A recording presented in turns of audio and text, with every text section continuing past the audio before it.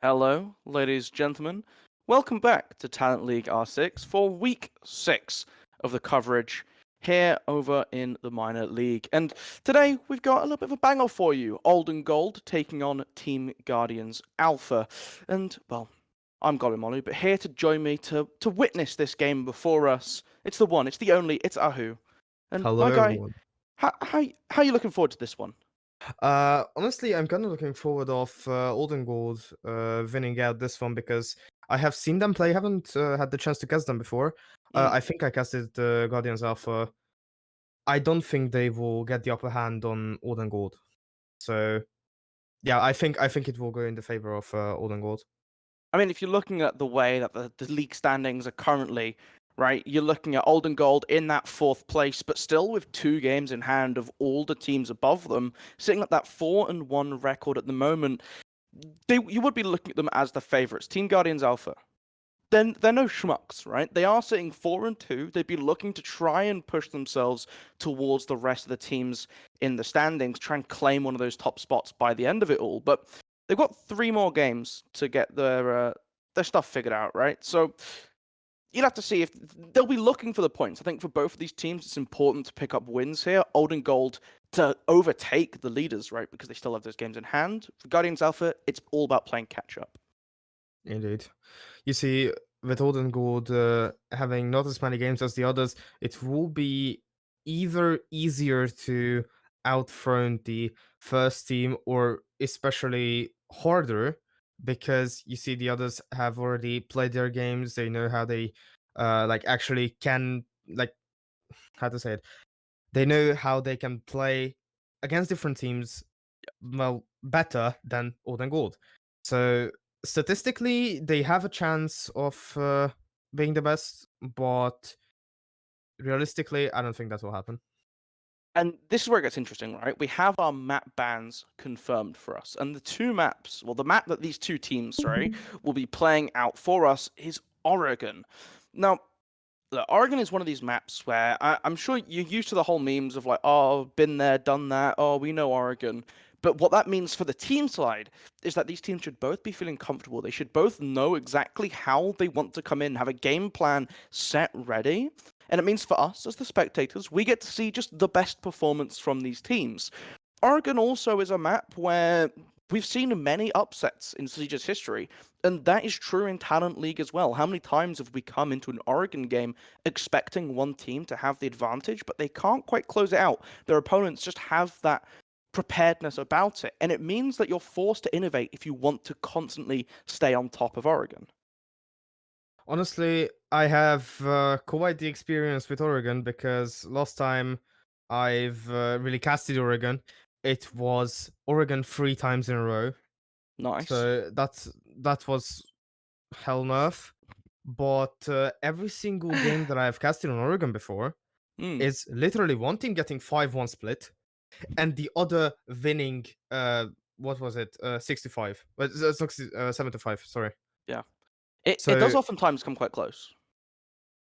indeed, and it's just the land of comebacks. Yeah. Especially when you get the side swap, right? Because uh, this is a map where both sides like you'd favor the defense normally, right? And especially when you're looking at ranked or lower tier competition, the defensive side will always be that comfort pick for most teams. But attacks on indeed. Oregon, the map has been the same since its rework, right? And it's been here for so long now that we are used to how we want to attack it, what the key points to take are, and a couple different styles have developed. You have the standard hold, where you go for the attic, you try and open up master bedroom as well, apply pressure on 2 fronts. Then you get the more sort of one-sided takes, just focusing on that master, knowing that you'll deal with pit later. And then we saw this resurgence, primarily from a lot of Brazilian teams incorporating big windows, playing underneath or utilizing operators such as the Buck to create space to push up white stairs. And now that you have these different options, it's the same on all the sites. You have different ways that you can attack it, different sides you can go from. It starts to make these defensive lineups just a little bit thinner than they perhaps used to be when you kind of anticipate what your opponent was going for a little bit more. And that's opened up opportunities for creativity from attacking lineups. Honestly, I have seen a very crazy attack before. It was actually Firebird Esports. who have Mm. done that. They literally, one of their players, Chris, picked an Amaru, went into tower, instantly opened the attic wall with the Thatcher, and Yeah. opened hatch, Hmm. dropped down, and everyone was waiting for him on main stats, and they pushed main, and they pushed it so hard that the defense just couldn't hold up because they were focusing on attic. Yeah. And again, there's options for these rotations now that people have the ins and outs of Oregon's wrapped around their grasp, right? People know the map like the back of their hand, and I'm hoping to see some of that creativity come out today, where we just see players go for these on the moment just sparks of brilliance, where there's no real planning behind it. They just in the moment you go, oh, I can try this one thing. If you see that win around, it's such a thing to behold. Indeed. You see, just to like actually close down, like speaking about Oregon, Mm, this map is so well known yet so creative in both perspectives that I just I just cannot even predict any game on where it will go. I actually gave up trying to predict where the game will go. So yeah, this map is absolutely insane to cast in both good and bad ways, and to play in both good and bad ways. Actually, one of the players I know from, it was again from Fire, but said that we won't pick Oregon. We actually ban Oregon because Oregon is such a 50-50 map that you just cannot do anything about it. mm. Yeah, and it does go that way sometimes, where you just have absolutely no clue what's going to come out from these two teams. But that's what we get to look forward to. The ban phase is also something that will change up an Oregon game quite a lot. I mean, look, Thatcher was always the go-to ban, but with these EMP secondary utility coming in, that's not really happening quite as much, which means if teams want to run it, they have those EMPs available. Even if they choose not to run the Thatcher when it's open, you still have operators like Dokkaebi and Lion specifically. Their globals have always been amazing. They've always come in and out of the meta whenever it comes to what utility they have as their secondary that works best for the situation available. We have our teams ready though, and we will be able to jump into our map today. Oregon is rolling up. The bans come first, and well, we'll have to see who slides on through. Honestly, I'm kind of predicting from the attackers either an Osa, a Florcer, or a Maverick ban, Yep. and from the defenders, the usuals, Valkyrie, Mira, Azami. These three. Yeah, I think all of those bans make a lot of sense, right? Operators whose value is just accentuated on this map, Oregon. And I think you're looking specifically those attackers, right? Flores so strong on this map, lots of positions that you want to lock down as a defender, and those drones just being able to get in, they bypass the ADSs, the Wamai magnets. They're just a pain to deal with. Makes sense to get rid of it for Guardians Alpha, who will be starting on that defensive side.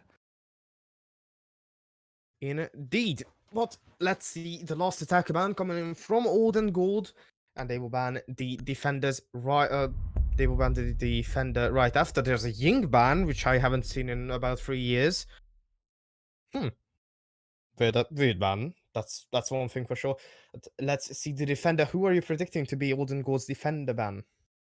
I think you got to see something like the mirror come out at some point. It's so difficult to deal with on some of these sites, but the standard bans, Valkyrie, Cade, still looking very promising. It is the Valkyrie. Valkyrie. That makes a lot of sense to get rid of for Old and Gold. The information from those black eyes, the way you can hide them, especially with things like lamp pots, with some of the tables and the closets that are on this map, you can hide them in really awkward positions where to be able to shoot them out, you have to walk into a very exposing position. But it's going to be a clash ban to round things out from Guardians Alpha. They don't want to run the shield operator, but they don't want to run into it either on their attacking half. And Clash is one of these unique picks. I think all the shields kind of fall into this category of if you have a player on your roster who can run them well, they are such a menace to deal with. And if you don't have a solid answer to it, it requires coordination between one, two, sometimes even more members of your team. Actually, it's I'd rather see 3 actually, because that is like the sweet spot, because 2 is sometimes not enough. 4 Yeah. is a lot too much every single time. Like that Yes, is just definitely. no way. But 3 is just the golden spot actually. Like they take down one member, then 2 or they have to frag it. If they take down one member from a 2-man squad, just 2-man 2 are just going there, and there's a 1v1 there. So you always have the upper hand when you go there with 3 people, and you have more chance of coming out alive. There's the Azami being picked there, which I absolutely love, because if there's a round which has Azami in it, then there's creativity in it, and I love it. Every single time. Yeah, Oh Azami. no. Oh, That's rotate. No, I have seen that before and it worked, and I physically cringed. Oh no. it is interesting to see the crouch height rotate, right? Because a lot of the time you'll just have a team put the head height holes in there. The reason for that is that you can have a player playing on that reinforcement or playing back by the washing machines contest the walk-in from freezer, because you'll have a player playing on lockers to be able to cut them off, to be able to find that double swing, just guarantees you the pick. Having the rotate there gives those attackers access to site very easily once they get that freezer control. So holding on to it is going to be a lot more important to Guardians Alpha than usual. However, the attack from Old and Gold is purely focused on this big tower for the time being, with a little bit of a presence around bunker. You notice Optu already using one of his toxic babes. A little bit questionable from me in the first minute, but it's just about playing that utility. It's better to get them out before you die than to die with them in pocket. Indeed. You see, I really don't like these, like, all-around tower pushes, because there's so much room for failure there. It's not split pushing, just one player catches the whole team off guard and gets 2 or 3 people, and there you go, your rush is now, not rush, but your push is now ruined. Especially if it's a hard breacher. Yeah, and they're still trying to get this hatch open inside a meeting. You can see Goalie, that's the Habana. He's the target that will want to be getting these hatches popped open. Still on his drone.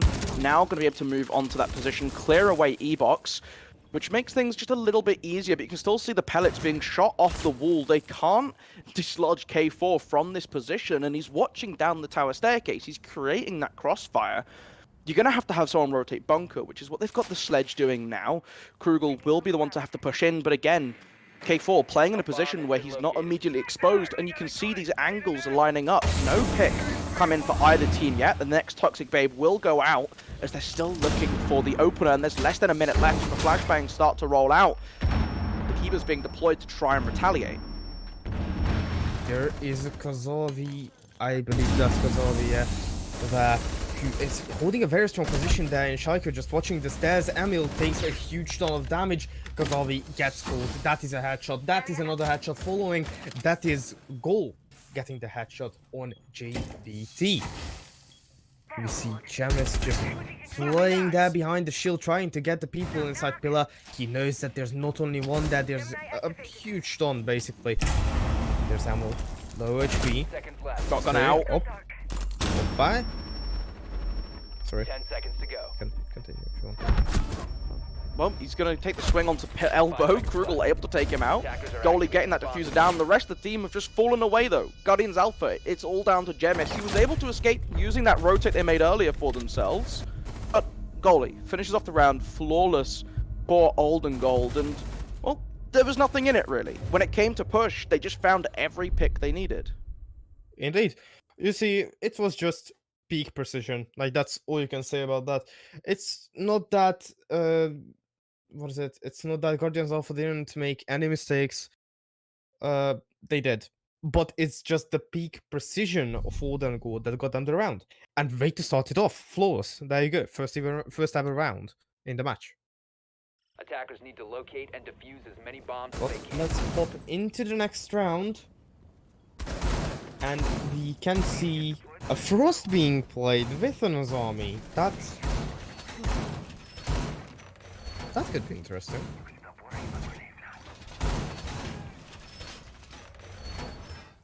Okay. Yeah, I mean, still running with it. The Frost, I do like to see. And I think when Chalet came into the rat pool, that's when you started to see teams really experimenting with the Frost, right? Because Chalet, there are so many windows, there are so many important windows to attacking nearly every site that you'd be able to put these mats under and just apply that extra pressure. Because when you, that's how Frost mats work, right? When you're looking at a Frost map and you're jumping through, you shoot the mat, and but then lose the gunfight, or you take the gunfight but then get hit by the mat. It's never great for you as the attacker. And the same purpose is here on top floor Oregon, right? You're going to put one on the pit drop, probably one on the master bedroom, the double window, because these are just important spots that attackers are very likely to push down where it's hard to get those mats. And later in the round, the later it goes, the more efficient they become, because you can no longer take the time to deal with them. Emil already inside of Armory, though, taking that space very early on. The drone's coming through, highlighting that it's clear. You can see a little bit of hesitation as they're just a little unsure, but eventually just going to commit to it. And this control over Master Bedroom, very early acquired for Olden Gold.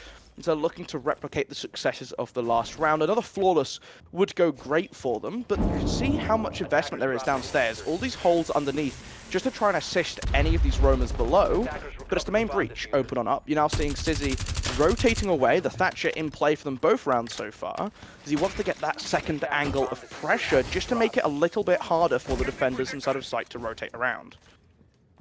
We can see actually the Yana there trying to get as much intel as he can, although the Zofia is joining right now. But you see, Yana has this hologram, which, yeah, needs the door to be opened. But Yana's hologram could do actually a lot of damage there because they will shoot the hologram, now they know where they are. And just the Sophia pushes in, like after the hologram gets shot, they instantly stop shooting, because they don't want to waste their ammo, because they know, okay, hologram has been shot, and just the Sophia appears out of thin air. So yeah, I can see this well very much. Trying to frag in deep, remove the shields. Toxic Babe's coming out to meet it though, Ahun. I mean, this will slow Goalie down a little bit. He has that diffuser. He'll be looking to make his way onto the default plant position. Kazawi still using these vertical angles that they have to try and assist the Jaeger. Stizzy now looking for him down below. He's playing inside of security, rotating up towards White, though, to try and help with this push inside of sight. As Goalie taking a lot of damage pushing through the smoke grenade, has to back off. We can see Stizzy still there trying to get the Roma that we have been talking about, and that is Krogel getting the kill on JBT. That is the Jaeger being taken down. Frost gets a headshot. That is Zofia. Krogel gets a second. That is Smoke being taken down. 3 versus 4 for Guardians Alpha. Still, very good operators remain, especially Frost there. But hey, that is Vomai being taken down by his arch nemesis. That is Krogel with a triple kill. That is Kazavi taken down. 2 versus 4. 15 seconds remaining. 4 versus 1 now. The headshot after another. That is Janice. And that is the other remaining defender taken down. And again, we're seeing these situations in which Olden Gold, when they have the openings that they want, when they've got site access, and they're applying themselves the pressure all around, right? You have players below pressuring out White Stairs, you have players on the main breach, players pushing in Trophy. There's just the overwhelming presence, and Guardians Alpha are starting to crumble in these situations because they can't quite find the entry they're looking for. They'll never quite be able to find the pick to get the ball rolling in their favor on the defense to shut things down. And even if they do, right there, we saw them, they got the pick onto Emil, they take out the Zofia, who's applying pressure in through the trophy doorway. Immediately, that spot is picked up by someone else who just continues to ram it harder into the side of Guardians Alpha. And before you know it, everyone's in sight, they're being pushed back, and there's nowhere else for them to hide, and they're just losing gunfight after gunfight. Indeed, it's just that, as far as I saw, like in the last 2 rounds, honestly, Olden Gold is just better in those late game situations where they, okay, take down one singular enemy. That's good, but they just push in and push and push and push. And Guardians Alpha, I don't know, maybe starts like panicking, and they just lose the gunfights that they should have won.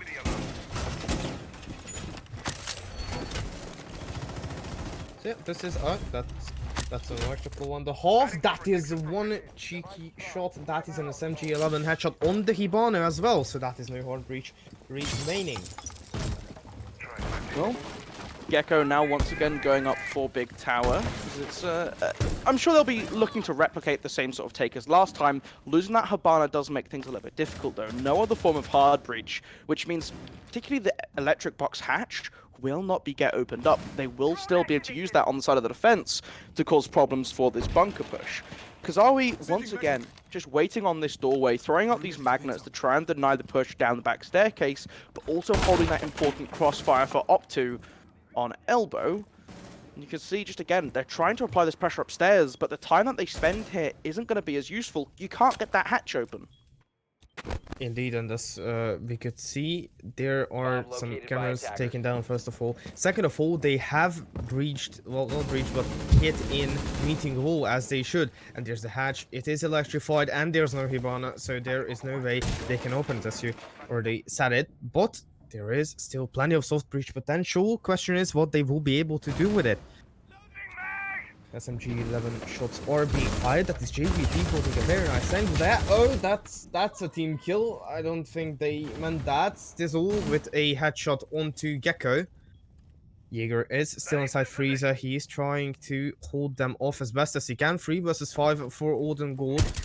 Partially by team mistake, partially by enemy fire. Stizzle takes some damage from the smoke canister. That is one being taken down. That is Born getting the headshot on Kogel. Now that is Amil. That is the first frag for Guardians Alpha this round. That's a very nice headshot. It is the smoke being taken down. 2 versus 4 still for Guardians Alpha. Yeah, for no, sorry, for Olden Gold. Let's see, Stizzle is trying to push into side. He has diffuser. Amil is pushing from Freezer. Still 4 defenders are waiting for them. There's the Jaeger. There's a Jaeger holding that. That's a Capcan trap being. That's the Capcan trap taking down the diffuser and the Capcan to finish off the second enemy as well for the double kill. Yeah, just hugging the corner on the bomb chassis there. Just, there's no way you're expecting that, right? But the Capcan trap is ultimately the undoing of them there. I mean, look, 2 versus 4 is always going to be hard, but you've got to be careful of those Capcans. And again, we're seeing the value of these traps, right? The longer you hold on to them for, the longer you wait, the less time there is for your opponents to check them. And it's just perfectly demonstrated for us there. Attackers need to locate and defuse as many bombs as they can. Indeed. Absolutely. You're absolutely right for that. Again, Frost is being played. And actually, we forgot one thing when we talk about Frost, which I believe I wanted to tell. I just forgot that now she has a vertical grip. Now she has a suppressor, which doesn't reduce the damage, and she has a 1.5. And she has like very good damage on his gun, her gun. So basically, that is one of the best guns that you can use right now for trap operator. Okay, not talking about Capcan SMG because we all know that is absolutely insane. But Frost is actually viable in this matter, and we can see her being picked more and more and more. Yeah, Frost's gun has never really struggled from recoil. It's just the fact that you're able to... This is interesting. The fact that you no longer have to deal with it at all is kind of crazy. This is a very interesting way of hiding a Capcan trap. Not Capcan trap, an electro ball. Hiding it in the wall on their side. And it means that if you see someone like the Zofia go below towards the classroom window to try and blow open the floor, you're not going to be able to find the claw. And that can just help to stall and buffer out time. The problem with that is you've got Stiz. You have these EMPs on the table, which they can just drop, and it will catch you either way. But that is a really nice little piece of tech there for anyone intrigued by that. If you don't think they're going to have EMPs in their lineup, that might be able to catch someone up. Even if they do, sometimes teams will still lean towards using other pieces of utility to get the job done.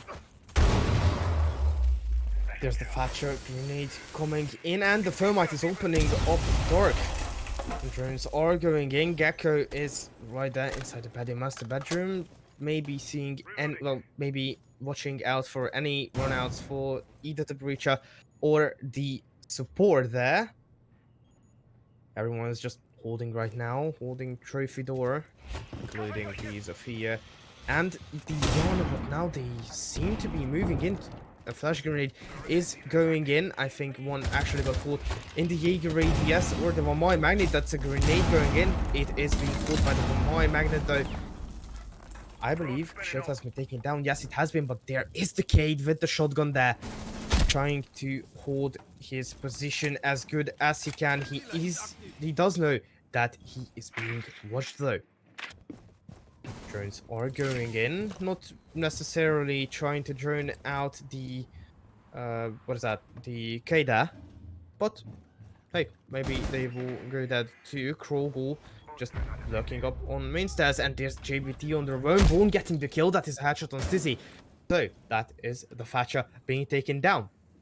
Born still inside attic there, trying to find as many attackers as he can. He doesn't know, sadly, that no one is on Rappel and he can focus on the wall.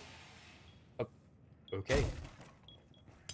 35 seconds left. Olden Gold set up. The Gemini running through sight will give them a lot of information for the push.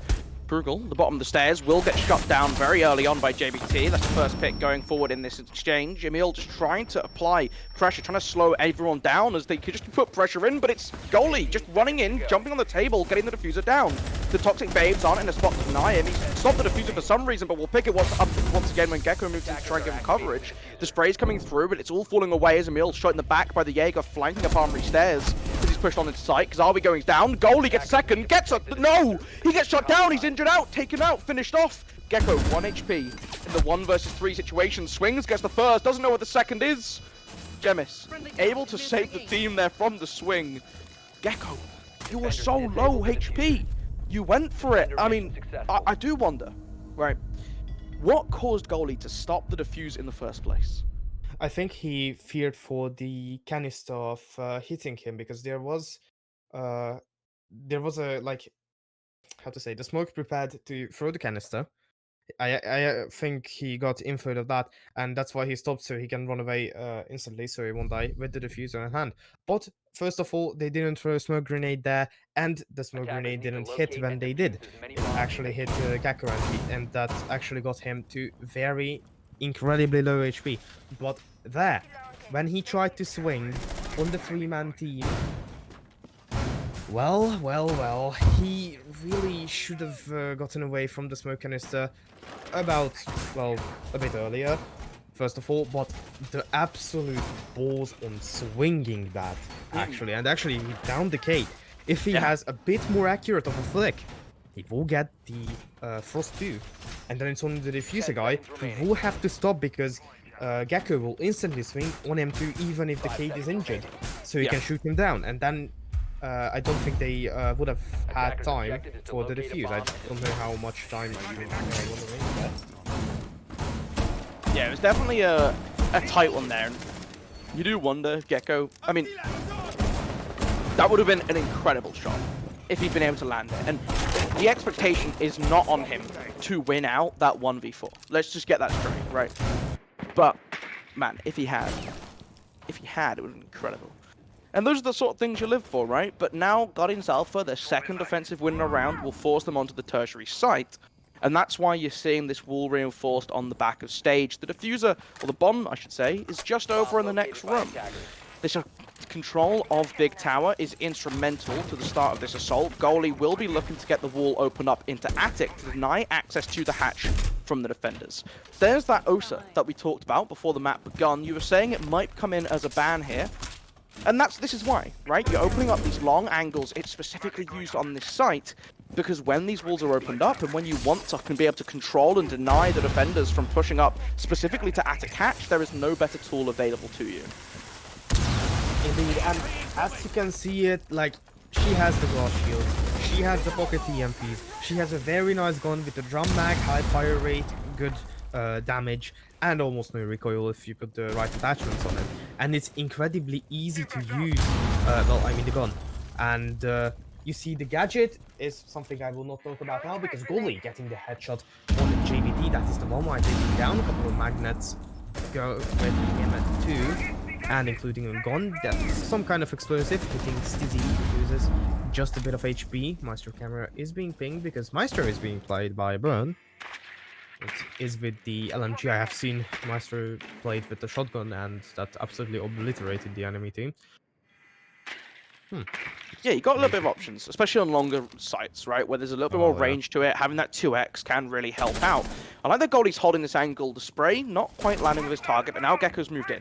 Gecko dropping is the opportunity for them to start to move up towards the table to get this plant down. The hatch being covered by above. Stizzy should still be watching that, and you can see Gemis' angle. He can't find the head of the thermite. Stizzy punishing the players in attic who try to walk forward. The nitro cell coming up through the hatch a little bit too late, not quite going to land with anyone. The damage done onto Goalie, but it's not enough to secure the kill. And Bourne trying to force up down green corridor as 2 more fall for them. Oop 2 also off the table. Jemis, they know exactly where he is, and he's now in a 1 versus 5. Is this going to be a flawless round? No. He at least gets 1 for his efforts. That's the Thatcher. Emil taken off the board. Attic Hatch in the control of Stizzy, though. And that makes it a lot harder. The ping coming through, they know he's playing on sandbags, but as the concussive blast come through, it's going to disorientate his aim, and he can't land the shots onto Gecko, who's able to stand up the concussive blast, saving his life and netting him a kill in the process. I only have one singular question to Guardian Alpha. How do you allow that plan to go down? It's definitely an That's- interesting one. That's all I have to ask, and they will know exactly what I mean. How do you allow that plan to go down? That should not have been a plan, ever. I know they opened attic so they couldn't hold a hatch. That's fine. I know that the attackers holding a hatch. That's okay. Attackers need Why to don't you locate and bring defuse a as many smoke? bombs as they can. Why don't you utilize that C4 from the hatch when they were planting? This just doesn't make sense to me. I think the big thing for me was we could see the silhouette of, I want to say it was Krugel, playing in bunker. I don't know for certain, but he possibly had the angle opened up, right? If you play with a way of watching in towards the hatch, if the mute walks up to try and throw it in with the hole in the wall next to you, you're just sitting in bunker, you're able to collect the free kill on this angle that's being illustrated at the moment. Right, so it's something where, yes, you ideally want to be able to throw that nitro cell up, but if you're not going to get the opportunity to at least detonate it, it's not worth throwing in the first place. Jemis, though, back onto the Capcan for the last round of their defense. They're playing this basement once again, and it will be interesting if they can win it out. They're 1 for 1. Oh, sorry. 1 for 2. They are 1 and 1 is the record. Because they won it once, they lost it once. And honestly, if they win this, that's the best they can do for the split. That is 4-2 of a split if they win it. The worst they can do is a 3-3. Yeah. And that's vice versa, basically. Yeah, I think for Old and Gold, being able to get this 4th round in their pocket would be instrumental. They have access to the Maverick this time, so they've added a little bit of extra security. If goalie gets caught off again, they still have another way of getting this hatch open on up. They don't have any of the EMPs, but they do have the torch. So if it's banned, if it's caded, you still have a way of getting around that. Gecko looking to put as much pressure forwards inside of meeting though, just to secure this position for them. Honestly, they don't have EMPs, but hey, at least they have those frag grenades actually. So that can actually work out too. Or they can do vertical plays with the sledge. I believe there is a way to play vertical there. Or even from the hatches, you can throw in those frag grenades, go into freezer, and throw in the frags from there. So it can be open to, you know, the drone hole there could be a very nice place to throw those frag grenades in hatches. Somewhat being opened. I always find it interesting to watch Mavericks open the hatch because lots of people have different approaches on this. I feel like that might not be the most efficient way, but I'll be honest, I haven't kept massively up to date on the current Maverick tech. I will know that's a pretty good way to stay off the board because are we getting a wonderful swing onto Stizzy? The Maverick's done his job, so it's okay. It's not the end of the world, but as Kazawi gets a second one onto Gecko as well, just taking swings left, right, and center and winning them out consistently, JBT will be the first defender to fall off the table, Emil challenging him, but Krugel now applying pressure from outside bunker, the Toxic Babes will respond, and goalie is on low HP as well. This round is looking a little bit dire for the side of Olden Gold. Indeed, goalie with low HP, trying to push inside, well, yeah, trying to push Palace stairs. Don't think he will be able to because he is instantly getting Kogo getting caught by Kazavi. That is a triple kill for him. 1 versus 4 on low HP. That is not happening, and there's a smoke alive. No more toxic canisters though, but one singular wrong step and he's dead. Like literally dead. 15 seconds He is left. trying to peek inside pillar. 15 seconds remaining now, only 10. 10 seconds. He's instantly getting pre-fired. He has no other option if he wants to get there than 5 to seconds drop to go. hatch. Now he's just gonna save the KD because why would the caster see any Operators action are out of time. in 1v4 as why? All I'm gonna say is, if he was a true gamer, he would have won that. So Honestly. And true actually, gamers win clutches. actually, I know why Sissy opened the hatch like that. You saw the honor there, like literally looking at the hatch as he opened it. He created the angle it may not be the most efficient, but he only had one job since there was the Hibana there. He only had to open that hatch, so he could afford to create the angle for the Yana to just peek him before even the hatch is opened.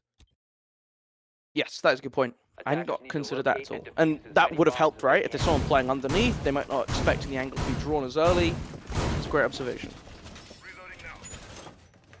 Let's Imagine giving up a pick like that though. That'd be rough. That's a warden. Yeah, this is great. What do you mean? Look, Oh wait, they have glass. So they have read them like a book. Literally, that is a prediction and a half. I think Warden is in actually a pretty good spot, right? You get the deployable shield, you have the MPX with the 1.5, which is a gun with no recoil, and now you just, it's a headshot machine.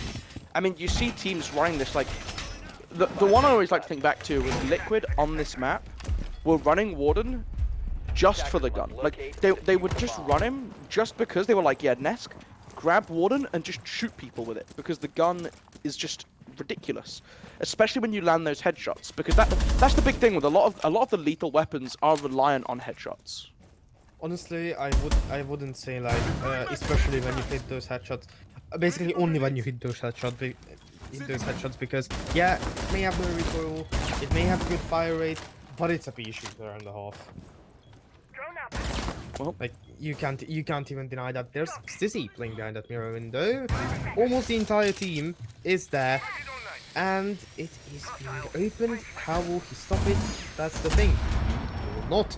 He does manage to score the Capitio though, C4 in hand. Don't think anyone will go in there, but because the flash, first of all, flash grenade has been thrown. Don't think they want to risk the pushing in. There is the glass dagger from a very nice shot. What a shot! Stizzy. That is Stizzy taking off the board with a shot and a half. Goalie has been flashed. He is playing inside there on Bonker. That is a frag grenade and the shotgun coming out. He gets one, but the Capitio instantly refrags. He also has been instantly refragged. That is ammo instantly reinforcing the what is it? The rotation rule as well. 3 versus 3. Still Warden, Momai, and Jaeger versus Glaz, Hibana, and Sophia remaining. I would say the gun advantage is on the attack, especially because of Glaz's damage and ability. Plus, there's a hot breach, and there's a Sophia here, which I just wanted to say. That is Kazovi, and he instantly gets a double. Just as I say, that is ammo left in a 1 versus 3. He doesn't. I don't think he does know. Now he does that. 2 people are inside pillar, and 1 is possibly on site. No, yeah, on site. One is on site already. Daniel is just waiting. Maybe he can get a kill. So far, he cannot. Drone has been dropped there, and that is Optax with the glass getting the headshot yet again. Oh, that wasn't a shot. Yeah, I mean, I'm sorry. We just quickly back to that mirror kill. Like, look, okay, I get it. You have the yellow outline, but just it's so disgusting when you spot someone and they think they're safe. They think they've drawn an angle on you, which you'll never see coming, and you just destroy them for it. You just punish them. And every time I'm like, okay, well, that's not going to happen twice, right? Like, yeah, you could do it once, you can, but that's it. You're going to get over with after that. No, he just found another one at the end there, and look, I like that they're running this glass. I love that they're running the Capitao, but I just want to see them actually get a little bit more value out of the actual gadget here. Because yes, you've got the smokes on the Capitao. Those are your only sets of smokes. But they didn't ever use that to open anything up. They didn't really get the full value out of that Capitao pick, in my opinion. And I like that they're sticking with it. I'm interested that Old and Gold are running back to the same site once again. Because I don't know what your philosophy on this is, but I always find that when you see teams run back a site, sometimes it just doesn't quite go how they think it might. I feel like there's always that sort of mental thing for the attackers where you just have to repeat what you did before, and the pressure is now on the defenders even more so to change something up. Honestly, sorry, I was quiet for a second. I was just thinking about you saying they haven't used the Capitio as well, to its full potential. I don't think they actually, well, got a smoke in there, actually. Yeah. They did? I don't think so. I don't think so either, but I don't think the Capitio gadget was used at all. It's possible we missed it and just didn't hear the sound cue of the fire or the smoke exploding, but it doesn't matter that they didn't get the most use out of it. I would just like to see them be able to capitalize on it, especially on a map. I think this site is great for Capital, because a lot of times you see, I mean, look, Emil has got that Umai, but if you can get those magnets out, those are the only things that really stop it. ADSs do not care about it. And so if you know your opponent isn't running the Umai, Capital is a brilliant way to flush out those elbow players. Sorry, I'm just still trying to figure out if they actually had plans. I don't know why. It's just I have no clue why. It's just like I don't know. I'm interested in that. But we can see it being brought again, and we can see we possibly can see the smoke grenade, well, smoke arrow, I should say, being used now. Even if it weren't used last round, that is the Ivana pellets being taken down. That is one thing that was cool. That was the frag grenade. Both frags have been thrown, actually. That's a C4. Nokia didn't manage to score anyone. And there is the Yana clone being taken down. First of all, I didn't even notice that was actually Yana clone for some reason. I have no clue why. I was like, damn, Yana's in there. He didn't take any damage. Please get the mirror. He's right in front of you. Oh, there's the smoke. There's the smoke. That is cool. Who take just a bit of damage. Laz is still inside bunker that, and there is fear concussion being played to the player inside lobby. I think that's a Jaeger. It is a Jaeger.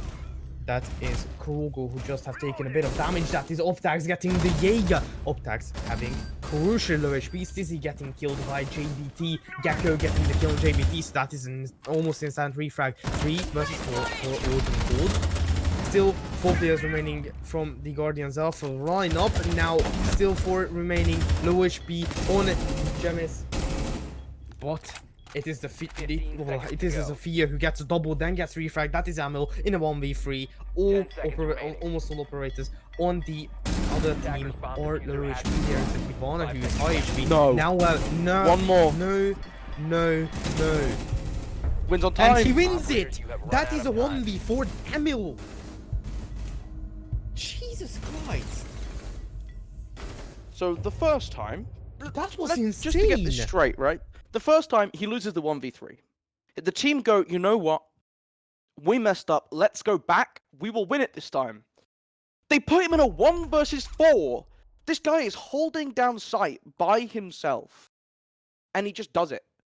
He fails the first time, beats it the second time around. I mean, there is nothing you can hold against him now. He has done everything that you could possibly ask and more. Not even and more. And most. Like, that is... No. He done literally everything. Double. Like, absolutely double. And he clutched that 1v4. Like, that was absolutely insane. And he wasn't crazy. He didn't push it. He knew he had time. I think his teammates were absolutely shouting in his earphones. Like, don't push, time. And the time eventually expired. And the last remaining player didn't get there to get the kill. He went actually the longer way, which is absolutely weird for me because he went through the rotate and tried to push inside pillar hallway there, like, you know, in front of the site, and he didn't even push back to rotate because he could have caught Emil there, but he didn't. He decided I will push the longer way because I don't have time. No clue why. But this is the first time we see I believe this is the first time we see Odin Gold defend this side here. Yeah. Is this the first? Yeah, because they've run basement twice, right? So. Oh yeah. Their first when they lost, yeah. So their first crack at the top floor, and a slightly different lineup. You're seeing Emil rocking the Azami, those Kibas. I think it's a really interesting one actually here, right? Because there are a couple different shields that teams like to run on this top floor. You've got the one traditionally inside of Pit, which you can now replace with Kibas. You've got the one that looks towards Trophy Doorway by the kids' dorms door. So it will be interesting to see how these Kibas get used, and the biggest part of them for me is just how adaptable they are, right? You can just throw them out to plug in holes as and when they're made, just to force that extra bit of time wasting from the side of the attack. Now, early control of Armory. Oh, the drone lands in the door frame. I was worried then. I saw a bit of rubble falling. Thought that might have been a little bit of a mess up. Trying to deploy a Kiba to just give a little bit more cover from the top of tower window. I don't think it's expanded in the right pattern that you would have liked it to give him as much freedom as possible. But still playing around, waiting for someone on this window rappel. It looks like they're a little bit more wary, though, of Emil's presence in T2, just waiting for him to drop away. All I can see is his army being used as she should. Kibas are being thrown. Oh! Jemis? Where did you get shot from? Oh yeah! Someone is inside there in small tower. He held him. Okay, that is I like that a lot. You see, the favorite operator on defense that I love to watch, I absolutely love to watch, is his army. The most creative gadget ever. And there's Krogel getting the first kill of the round at Zoptax with Diana being taken down. Very nice headshot there. Let's see. Oh, shots are coming in. That is Ammo taking just a bit of damage from the Zafia, who was shooting there, but that is goalie holding that, but he doesn't have to. That is Ammo getting the kill on JBT. I believe there was Kazavi also there, but yep, he is. Kazavi is also there. The Azami and the Mute, and the Mute are just waiting their time. Kazavi knows that the Azami is there. Gaku getting a huge ton of damage, but he does get the kill. That is a very nice kill on Jameis. Goalie has been killed. Oh my god, double kill for Kazavi. I did not expect that. Kazavi has been eradicated. 3 versus 1. That is, well, yeah, reversed 1v3 full burn. He is with the Hibana. He has the gun. He has still one singular flash remaining, but he is being held from 3 different angles. Well, now, will he be able to clutch this up? He is hesitant. Now the flash is over. Jaeger ADS does catch it. Maybe please shoot it. Then don't. Okay, I guess. He is still inside trophy. He does get a bit of damage from the Azami there. He cannot really push elsewhere. He has to shoot the Melusi gadget. He doesn't though, and that's a very nice headshot. That is Kogel getting the kill. Oh, really that's nice angle. such an angle. I love that. I absolutely love that. The one gap between the foosball table and the Kiba there, just threading the needle on that one. I mean, I don't know if that's like an intentional angle they've left themselves, if that's something that they've like tested, or if that's just something that they've just found like, oh look, if there's just a hole. But if they have tested that, credit to them, because that is a quirky one to find. The lineup, though, continuing to remain somewhat similar. They have to go to their tertiary site, and again, they're choosing meeting. I feel like dining has really fallen by the wayside. Teams have just kind of figured out that it's just a lot more comfortable to hold on to meeting. But having said that, Guardian Alpha, they weren't able to win it on their defense. Can they upset it on the attack? Can they? Attackers have located a bomb. I don't think they can.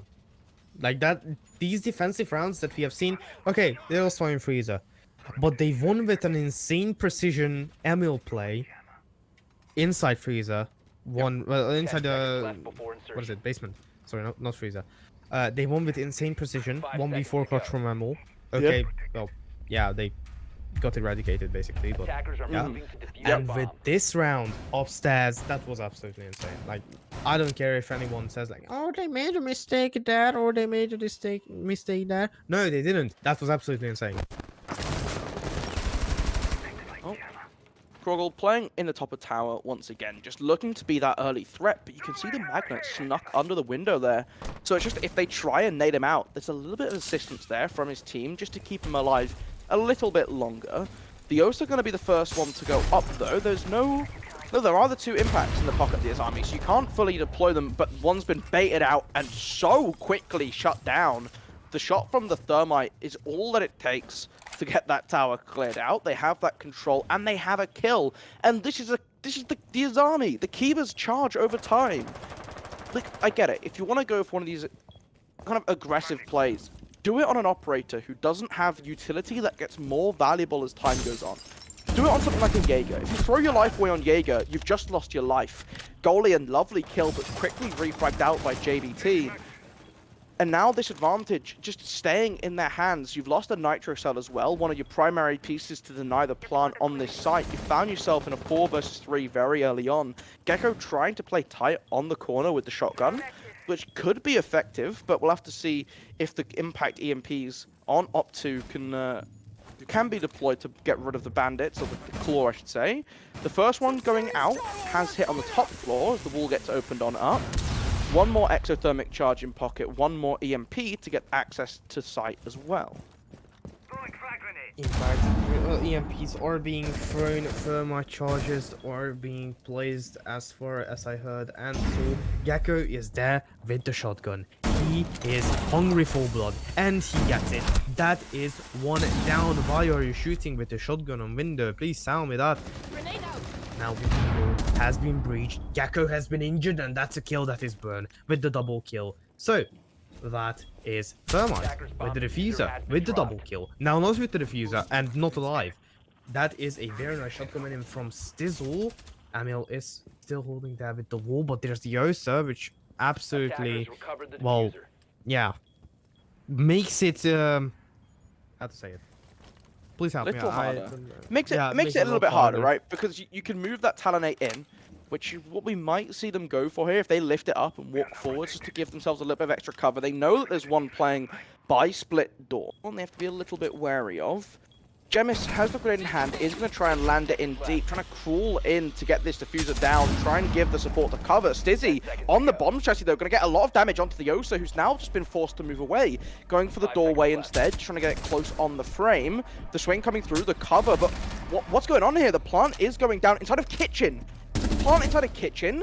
The defense have been completely caught off guard. Gemis watching for cover. They are able to get it down, and now he's aware of anyone coming up through meeting, but both have pushed into kitchen instead. The swing around, able to get the first one. That's Gemis taking down Stizzy in the 1 versus 1, but the diffuser's being activated. There's a drone hole on the floor, but I don't know if he can get the angle. He's gone for it. He's gone to check, but it's moved off. Playing this timer now, 25 seconds for Emil to find the clutch for the round, but no, it's Gemis able to shut him down. What an intuitive play from the attackers, recognizing that they're not going to be able to get it onto the stage and switching so quickly to get that diffuser down. Guardians Alpha, they win the round. They tie it back at 5-5. That didn't even, like, confuse Old and Gold only. That even confused me. I was like, where are they planting from? Did they move the Osa shield? No, they didn't. They are planting inside kitchen. How did they get the kitchen? That's why it's important to make sure you always have something prepared, right? And that was a great rotation from them to find the space available to them. I also think it's just what happens when you focus so much on one point of the map, and when your only rotation is through that double door or through the double wall, which just takes quite a while. There's no easy way for you to disrupt this plant, and the drone hole was there. Maybe they could have checked the drone hole, but it's still a bit of a risky play, and it's not something you'd think to do immediately, right? You're not like, oh, they've gone kitchen, let me prone in a drone hole. Honestly, I'm quite shocked. Like, that was quite a lucky for the Yana, even though he got the kill and actually managed to get the round. But that was quite unlucky that he just didn't catch his feet there. 5 seconds to insertion. Yeah, that would have been hilarious if we were able to find them through the drone hole and just finish the round that way. That would have been quite a nice way to tie things up. Honestly, for that round, it was a nice way overall. Like, I actually, no one can tell me otherwise. That was, I actually sweated that round and I wasn't playing.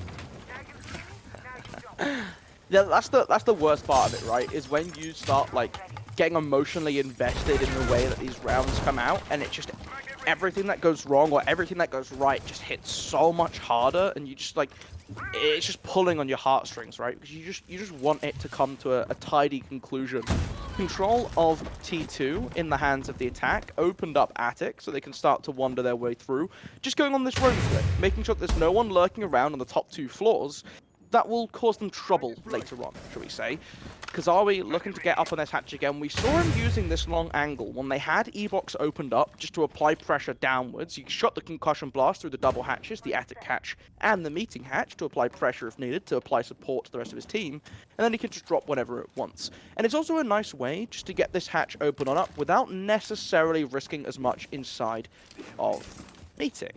Thatcher gonna roll the EMP down, get the claw disabled, and you can pop open the hatch. Nice little bit of teamwork there, getting this done very swiftly. Watching out for a tricking as well. Really nice bit of utility usage from from Guardians Alpha, sorry, just to make sure that they get this wall or hatch open up very quickly. And now they're applying pressure onto Bunker as well. Gemis using his Gemini just to try and probe for a bit of information. Goalie getting a bit aggressive. Will just stay there though, going prone with the shotgun. This is cheeky. I am scared to reply. Like, this is... I am scared of missing something when I talk. This could be very nice. The Toxic Babe being popped just to give him a little bit of time. I don't know if they're going to check it though. They won't. I don't know if they're going to check it. Born throwing in the flashbangs, trying to land them deep. It will land on him, the grenades as well, but the swing comes through. They do not see it coming. Gemis into the waiting embrace. He stands up at just the wrong time. JBT able to get the kill. The swing from the mirror, trying to recover the position, is going to lose it out as JBT finds a second, finds a third. Control of Elbow completely taken over by the Capital, taking the round into his own hands. A 4 vs 2 in the favor of Guardians Alpha. They'll be looking to put themselves to match point now. Korgel finds the first though, able to shut down the Gemis, able to find a kill onto Capital as well. Emil coming in clutch in the back line. Krugel holding on to Pillar for all his worth will finally fall. Kazawi is the one to finally slay the demon. The last is playing on Elbow. Recovers the diffuser. 15 seconds for him to find a move to try and make his way into sight. Does he know that Emil is lurking around? Does he know he's rotated all the way behind him in the back lines? 7 seconds on the timer and he'll walk into the waiting embrace of the Wamai. There is no way he could have read. He was waiting for him on the window. Does that... He might have read it. Was that spray coming right at him just a little bit wide of the mark?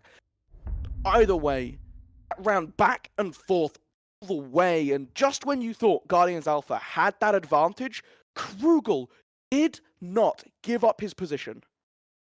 If anyone gets into a 1v4 ever, you know what? Get your notebooks in right now and start actually like taking notes of ammo, how he clutches. He have clutched the 1v4. He have clutched this 1v1 too. Like this, absolutely splendid how ammo plays today, and no one can prove me otherwise. I'm confused. Old and Gold have won what, 3 rounds off of clutches at this point? And it's like, look, I get it. I get that clutches happen sometimes, but Guardians, guys, my boys, just, you're in the 4v2. There's no need to take these random swings. You just have Gemis just like peeking Krugel at the bottom on Pillar. Like, you've got plenty of time on the clock. Use your drones, use your information. You're playing Yana, you have a Gemini. Like, just take a breather. Don't get too caught up in the action. I get it. You get 1, you get 2, you get 3. You're thinking you're going to go for 4. You get the bloodlust. Your eyes go red. Just take a second to compose. Because you can see these rounds out. And we've seen what happens when Guardians Alpha are composed. When they play together, they push at the same time. We saw on their defensive side especially how good they were at covering angles for each other. Do that on attack. You know what? I won't even talk. I just want to see how this play out. How this will play out, actually. How the Azami will be utilized again inside tower. Because first round, he wasn't really that insanely good there, but I don't know. We'll have to see, won't we? And I mean, you've got Gecko lurking around, running around on this alibi. Interestingly, not running the 1.5, running with the Hollow instead. And that's a personal preference thing. I know a lot of players are in love with the 1.5 on the MX Storm. But look, it's fine. This round has started a little bit slowly. They've reinforced off the wall, didn't want to overinvest in tower again. And I like that change up, right? Emil just falling back to support the rest of the team, using the rest of these Kivas to sort of booster and bolster the support on site. Born aware of the shield, but now that they have that control in armory, it's a lot harder to play on. Loading new magazine. What are they trying to do here? I get it, they're holding Gatig, but I don't know what they're actually trying to do. Because this is right now, whatever they're trying, I don't think it's working out. 1 minute and 15 remaining and almost no advancements made. Well, they've opened up a little bit of the wall into pit, which makes it just that bit harder to play. The Kiva has been used to shore up that bit of the wall, but it will be removed pretty quickly by the next set of X-Kairos. A minute left on the clock now. The flashbang's starting to fly on through. They haven't quite yet opened up the rotation into Attic, although that is what Gemis is working on right now, as the frag grenade being sent on in just to clear that space for their advance. 45 seconds left on the clock though here, Ahu, and I mean, you're looking at it, Born, yes, you've got this good pressure on Trophy, but you haven't got the main breach opened up yet. You haven't got any opening pick, and now Krugel is walking up behind, and there is such little time. You're forced to invest, but what's this? They've got so many players playing on white stairs, instantly just cut away by the rappel of the Maverick on Kid Storms. The smoke grenades coming in to try and apply cover for Born. The flank from behind from Krogel finds one. Gecko gets the second onto Kazawi. JBT finds one, finds a second on the swing. He'll be looking for the third, but the time is so low. Stizzy wins out the gunfight, lands the headshot on the Capitao. And Olden Gold win this round. You said it at the start, Ahu. How many times do you see a strong first half in Oregon that falls away to a 7-5? Well, we've got it again. 7-5 Olden Gold. Guardians Alpha will be a little bit miffed with the result of this game, but you know what? That's what happens sometimes. You have to live with these rounds, and there's a lot for both of these teams to take away from this game. Congratulations to Olden Gold on picking up those so important 3 points. That will really help them skyrocket themselves up the standings, but well, looks like Guardians Alpha will have to spend a little bit more time in the mid-table. Indeed, and 1 sec, I'll just look at the standings real quick. Okay, yep, Guardians Alpha will, well, usually chill there in 6th place, as far as I can see.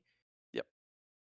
And hey, let's see the updated scoreboard. Olden Gold rocketed themselves up from 4th place to 3rd, getting ahead of WTG. Yep, and still one more game in hand as well. They've still got one more to play that the other teams have all played. So that's your opportunity to catch up on those points, right? Indeed. I don't think Team Guardian Alpha played bad. Like No. I haven't said in the beginning of the stream either. They didn't play bad. It's just that they make these small mistakes that Yes. Yep. Olden Gold are very good at utilizing on.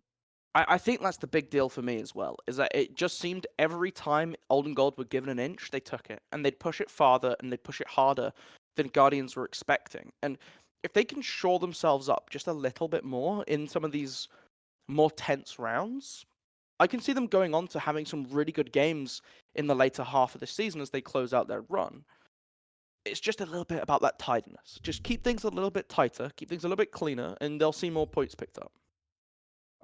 Honestly, I would say the same for Olden Gold, no matter Yes, yeah, if I they think won so or as not. well.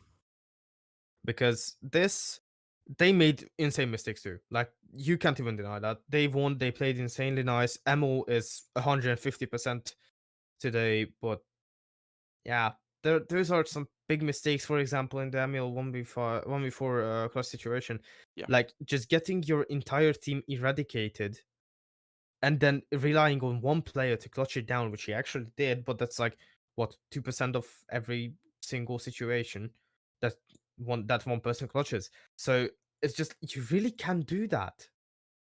Yeah.